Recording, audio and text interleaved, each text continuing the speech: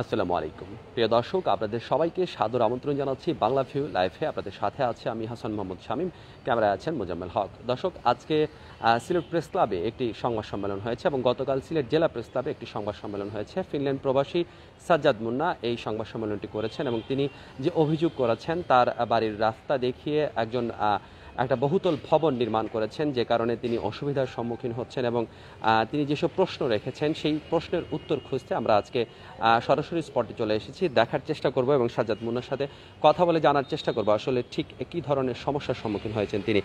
এই মুহূর্তে ঠিক আপনার বাসাতেই আমরা চলে এসেছি, আশপাশের বহুতল ভবনও দেখতে পাচ্ছি। ঠিক কী অভিযোগ আপনার এই মুহূর্তে আজকে প্রেস কনফারেন্সে ছিল? অভিযোগ ছিল রাস্তাবিহীন বহুতল 6তলা বিল্ডিং নির্মাণ অবৈধভাবে।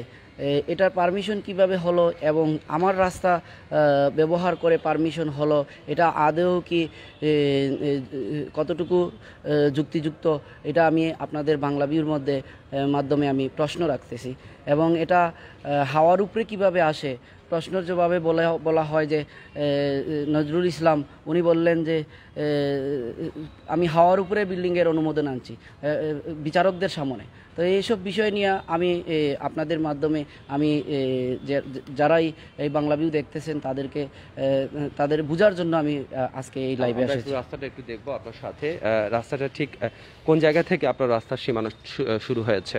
আমাদের এই যে মোটরসাইকেলের সীমা সহ আমাদের ম্যাপে আছে এই সোজা রাস্তা এবং এই বিল্ডিংয়ের ভিতর পর্যন্ত, এখান পর্যন্ত ভিতর পর্যন্ত আমাদের রাস্তা দিয়ে আমরা এই ভিতরে যাওয়ার। এটা হচ্ছে আপনার বাসা, অর্থাৎ এই রাস্তা ধরে এসেই আপনার বাসাতে ঢুকতে হবে। বহুতল ভবনে এই রাস্তা দিয়েই আসতে হবে। হ্যাঁ, এটা আমার ব্যক্তি মালিকানা রাস্তা, ওনার কোনো রাস্তা নাই, ওনার দলিলেও কোনো রাস্তা নাই। দলিলে যেহেতু রাস্তা নাই তাহলে কিভাবে 6তলা ভবন তৈরি হয়, এটা আমার বাংলা ভিউর মাধ্যমে সবার কাছে প্রশ্ন। মাননীয় প্রধানমন্ত্রীর সহযোগিতা আশা করছি এবং পররাষ্ট্রমন্ত্রীর সহযোগিতা আশা করছি এবং পরিবেশের অধিদপ্তরের সহযোগিতা আশা করছি। আমি সিটি কর্পোরেশনের সহযোগিতা আশা করছি। দর্শক, একটু আপনাদেরকে দেখানোর চেষ্টা করব। এই যে রাস্তাটি দেখতে পাচ্ছেন আপনার স্ক্রিনে, এটি মূল রাস্তা থেকে এই রাস্তাটি ভেতরে ঢুকেছে এবং এর ঠিক পেছনেই এই 6তলা ভবনটি গড়ে তোলা হয়েছে। 6তলা ভবনটি গড়ে তোলা হয়েছে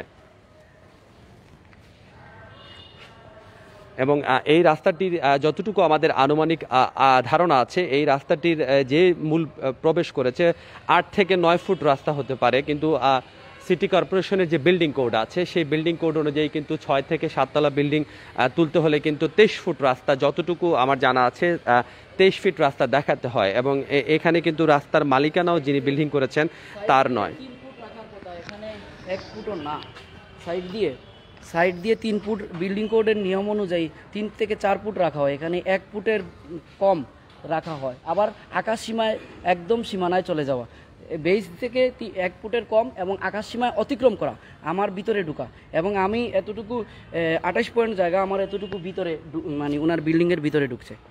অর্থাৎ যেটা বলছেন তার দেয়াল ঘেঁষেই একদম যে বহুতল ভবনটি গড়ে তোলা হয়েছে এবং পর্যাপ্ত যে গ্যাপ রাখার কথা সেই গ্যাপটা কিন্তু এই জায়গাটিতে নেই।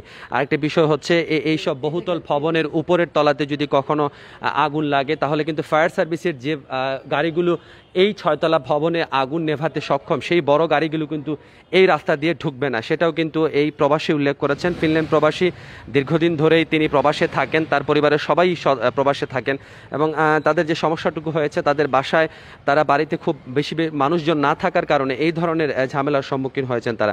এখন আপনি কি ধরনের সমাধান চাচ্ছেন? আসলে এই রাস্তাটি আপনার এবং একদিকে বিল্ডিংও হয়ে গেছে। রাস্তা আলাদা করতে চাই আমি, আমার রাস্তা উনি চেয়ারম্যান সাহেব উনি প্রভাবশালী, উনি যুবলীগের মৌলভীবাজার জেলা যুবলীগের সদস্য। তো এই প্রভাব খাটিয়ে উনি আবার কুলাড়া বাডেরা ইউনিয়নের নৌকার মার্কা নিয়ে নির্বাচন করেছিলেন এবং উনি ফাঁস করেছেন। এই জন্য উনি হয়তো অহংকারে, উনি হয়তো ক্ষমতার অপব্যবহার করে আমার উপরে এসে জুলুম করেছেন এবং আমাকে বলেছেন যে সিলেট উল্টে যাবে, তার রাস্তা আগলানোর সুযোগ নাই। আমার দলিল করা রাস্তা আমি আগলাবো এবং আমি আলাদা করব, এটাই আমার ভীষণ। আমি আমার রাস্তা, দলিল করা রাস্তা আমি ওনাকে ইউজ করতে দেব না, যেহেতু উনি ওনার যতটুকু জায়গা ছিল রাস্তায়, উনি বিল্ডিংয়ের আকাশসীমায় উনি ইউজ করে ফেলছেন। তাই এই জন্যই আমি আমার রাস্তাটা ইউজ করতে দেব না, আমি আলাদা করতে চাই। স্পষ্টত তিনি যেটা বলেছেন যে আসলে সমঝোতা হয়তো করা যেত, কিন্তু সদুত্তর পাননি যারা এখানে ফ্ল্যাট করেছেন। তারা যদি সমঝোতার প্রক্রিয়াতে হাঁটতেন তাহলে হয়তো তিনিও সমঝোতার প্রক্রিয়া হাঁটতেন, কিন্তু এখানে যেভাবে তাকে বিরক্ত করা হয়েছে বা তাদেরকে ডিস্টার্ব করা হয়েছে পুরো ফ্যামিলিকে, সে কারণে তিনি বলছেন যে তিনি তার রাস্তা আলাদা করবেন। এবং তিনি যদি তার রাস্তা আলাদা করেন তাহলে কিন্তু এই যে বিল্ডিংটি গড়ে উঠেছে সেই বিল্ডিংয়ের এই রাস্তা কিন্তু কেউ ব্যবহার করতে পারবেন না, এবং সেটাই স্বাভাবিক হওয়ার কথা। এবং এই বিল্ডিংটিকে আসলে ঠিক কিভাবে এত ছোট রাস্তার একটা মাত্র রাস্তা এবং এই ছোট রাস্তা নিয়ে আসলে কিভাবে এই বিল্ডিংয়ের অনুমতি দেওয়া হয়েছে সেটাও কিন্তু একটা দেখার ব্যাপার। এবং আরও কিছু বিষয় আছে তিনি বলতে চাচ্ছেন। দুইটি প্রেস কনফারেন্স তিনি করেছেন। ফিনল্যান্ড প্রবাসী সাজ্জাদ মুন্না,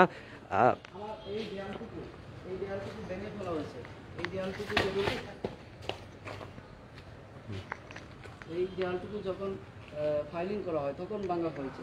এই দেয়ালে এইদিকে দেখেন ঝুঁকে আছে, আমার এখানে বাচ্চারা খেলে, যে কোনো সময় দেয়ালটা এদিকে পড়তে পারে।